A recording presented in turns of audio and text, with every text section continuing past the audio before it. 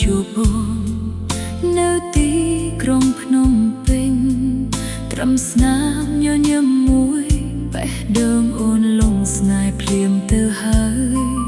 ចំងាយធ្វើឲ្យយើងមិនអាចបានជួបបានតែចិត្តមិនដែលបោះបង់រយប់ទូរស័ព្ទភ្ជាប់បេះដូងស្នេហ៍យើងនៅតែរឹងមាំ3ឆ្នាំចាំស្នេហ៍មិនដែលបានជួបមុខគ្នាមានតែសំឡេងហៅរកគ្នាតាមខ្សែទូរស័ព្ទរាល់រាត្រីទោះផ្លូវឆ្ងាយប៉ុណ្ណាក្តីស្រឡាញ់មិនដែលរសាយជំនឿក្នុងបេះដូងប្រាប់ថាថ្ងៃមួយយើងនឹងបានជួបគ្នា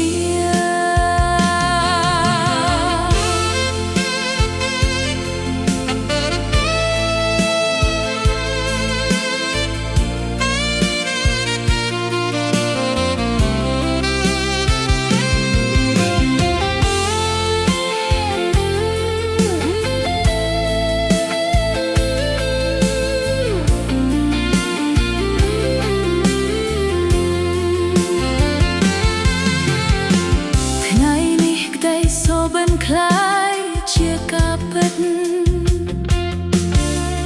ยังบ้านជួបគ្នានៅទីក្រុងភ្នំពេញពេលបងឈរនៅចំពោះមកបេះដូងអូនភ័យនឹងសេចក្តីរំភើបរូបក្នុងអេក្រង់ទូរស័ព្ទថ្ងៃមុនคล้ายជាមនុស្សពិតក្នុងដៃអូនអរគុណពេលវេលាដែលបានសាកល្បងបេះដូងយើងអរគុណការរងចាំដែលធ្វើឲ្យស្នេហ៍កាន់តែមានតម្លៃថ្ងៃនេះគ្មានពាក្យថាឆ្ងាយទៀតឡើយមានតែពាក្យថាយើងដើរទៅមុខជាមួយគ្នា